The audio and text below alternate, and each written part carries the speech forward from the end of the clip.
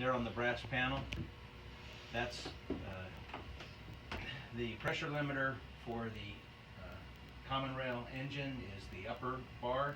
Down below is the throttle. Gear shift is on this side. We run off of a 6. Does George want to get in and get a better look? It's the expert. By all means, come on in, George. So we run a 6-gallon day tank. The port and starboard here, you'll notice these are 1,100-gallon diesel tanks. The big, that whole wall, and the whole wall behind you. So once those are topped up, we're pretty much self-sufficient for the majority of the season. We have our own power generator here. It's a little diesel gen set. We'll run that to charge up the batteries if we're not underway long enough for the alternators to catch up on what we've used overnight. We have a reverse osmosis desalinization operation here. You see the long cylinders? That's where the filters are. The pump above them is a high pressure pump that generates enough energy to separate water molecules out. We make our own fresh water whenever we top off here, right?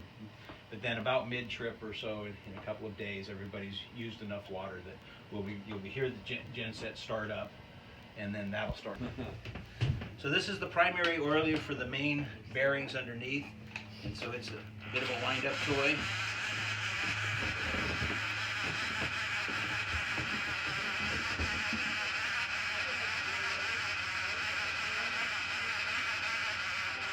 And then you'll see these little canisters. These are drip oilers. They're tuned to just drip oil down on the necessary bearings and fittings.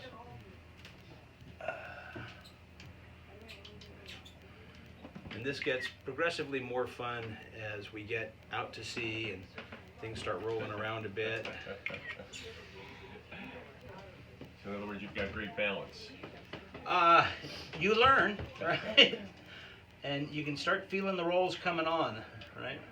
Because which way you lean determines how much of a forehead you have left at the end of a season.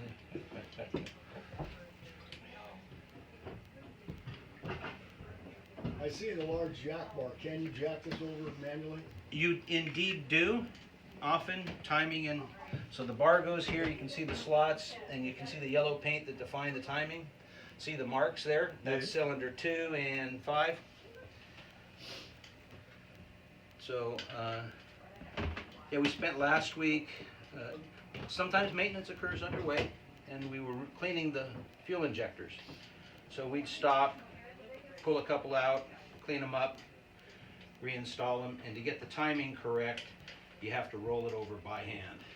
There's compression releases on the side of each cylinder, else no man on the planet can do it.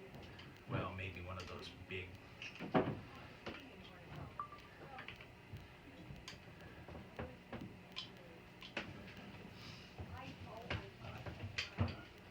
So I'm not wanting to torture myself. I've never bothered counting how many of these. I just make sure I get them all.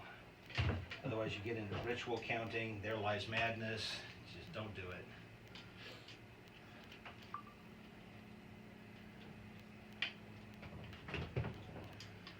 And then we have a couple of, you'll see, I'll grab the other oil can here in a moment. On the hot, the intake and exhaust valves that are directly connected to the cylinder, they get a little warm, so we use a different mixture of oil to avoid smoking up the engine room. Right.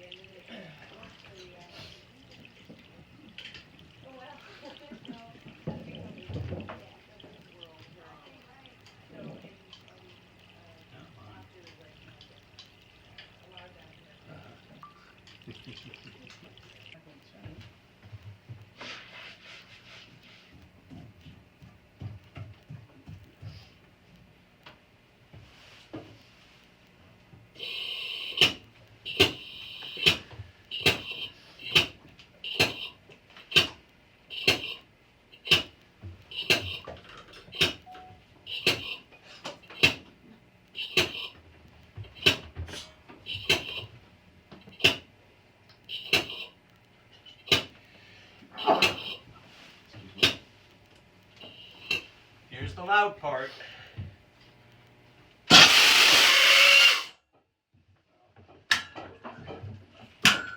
You're gonna need to squeeze behind you. Here we go again. Ah, hell.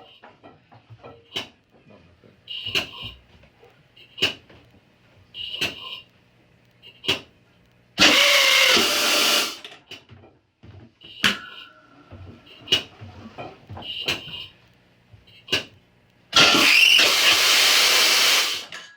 gonna do it this time.